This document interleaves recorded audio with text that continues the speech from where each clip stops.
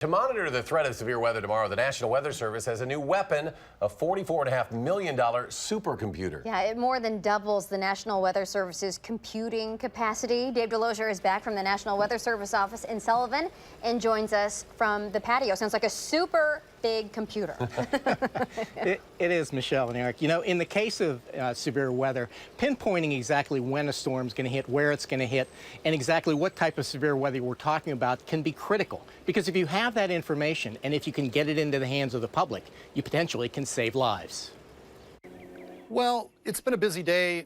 And at the National Weather Service office in Sullivan, you don't need a calendar to know that spring is fast approaching, because so is the first potential severe weather of the year. Yeah, there's a bit of excitement in the air because it's our first go at it with thunderstorms.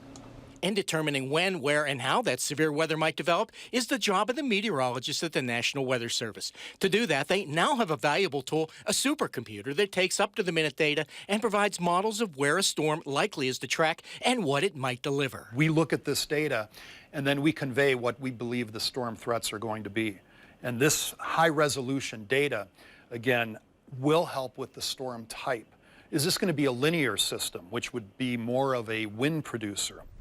Is this going to be a rotational superstorm structure? And that matters because conveying that message and giving ample warning to communities can save lives. That is our mission, protection of life and property. So I think in the end, this upgrade in technology is helping us accomplish that mission. The supercomputer more than doubles the National Weather Service's computing capacity, providing more accurate forecasts in all seasons. We're going to see a wealth of information coming at us over the next year, which lends me confidence that we're producing a better forecast.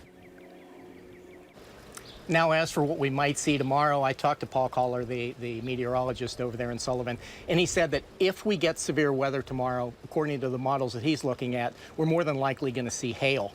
But he also says that we're right on the fringe, right on the edge of this storm, and he thinks that if the severe weather is going to hit, it's probably going to hit down in Illinois, so we're right on the edge. But Eric and Michelle, while we're talking severe weather, it's probably a good time of year to bring up the idea of weather radios, and hopefully everyone has one out there. Make sure it's up and running. Yeah, Gary always brings that up, especially this time of year. Okay, thank you, Dave. You bet.